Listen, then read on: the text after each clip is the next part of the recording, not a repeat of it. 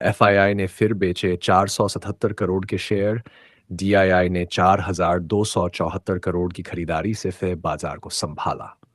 मंगलवार 13 मई 2025 को विदेशी निवेशकों ने भारतीय शेयर बाजार में 477 करोड़ रुपए के शेयर बेचे। दूसरी ओर घरेलू निवेशकों ने 4,270 करोड़ रुपए की जोरदार खरीदारी की।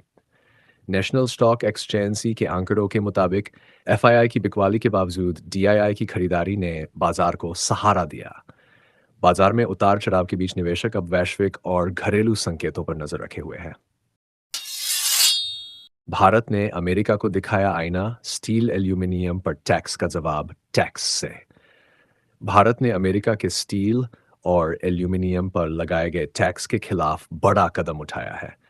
विश्व व्यापार संगठनों में भारत ने अमेरिकी सामान पर जवाबी टैक्स लगाने का प्रस्ताव रखा है।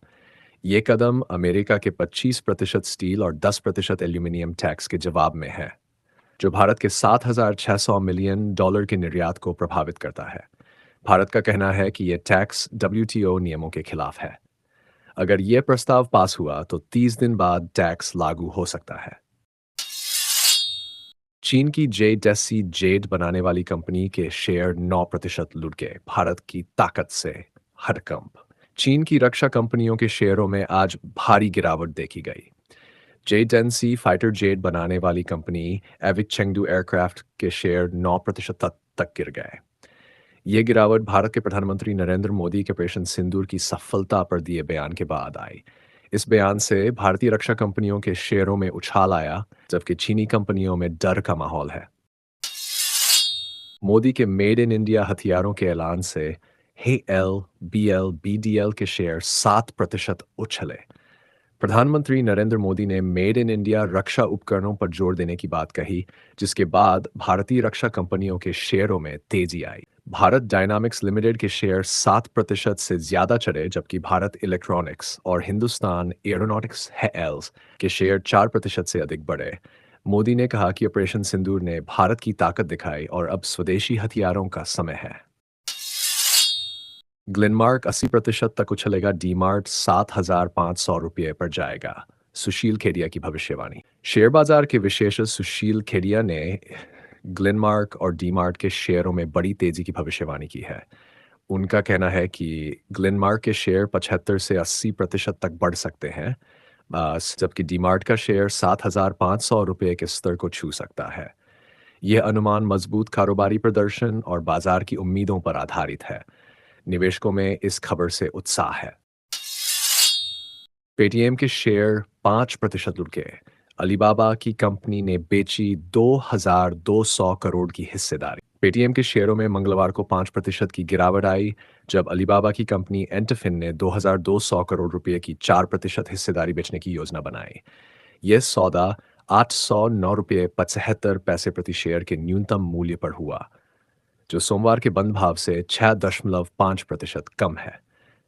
इससे पेटीएम के संस्थापक विजय शेखर शर्मा अब सबसे बड़े शेयरधारक बन गए हैं, जिनके पास 9.05% हिस्सा है।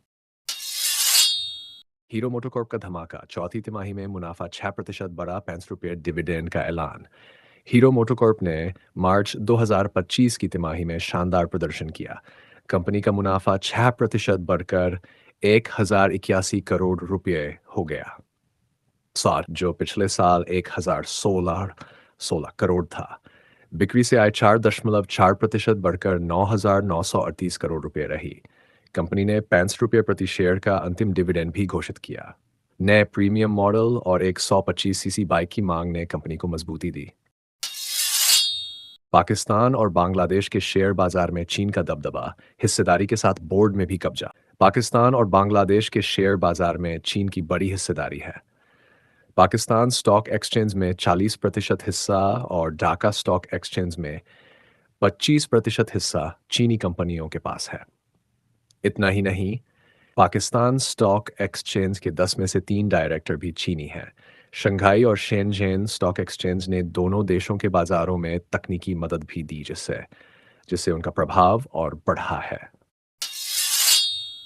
महिलाओं की ताकत, समूह योजना से 10 लाख का लोन सिर्फ 4% ब्याज पर। समूह योजना यानी सेल्फ हेल्प ग्रुप स्कीम गरीब और ग्रामीण महिलाओं को आत्मनिर्भर बनाने का शानदार तरीका है। इसमें 10 से 20 महिलाएं मिलकर छोटी बचत करती हैं और ज़रूरत पड़ने पर लोन लेती हैं। सरकार इस स्कीम में 10 लाख तक का लोन देती है, जिसका ब्याज सिर्फ 4% है। साथ ही लोन के ब्याज पर 2% की छूट भी मिलती है।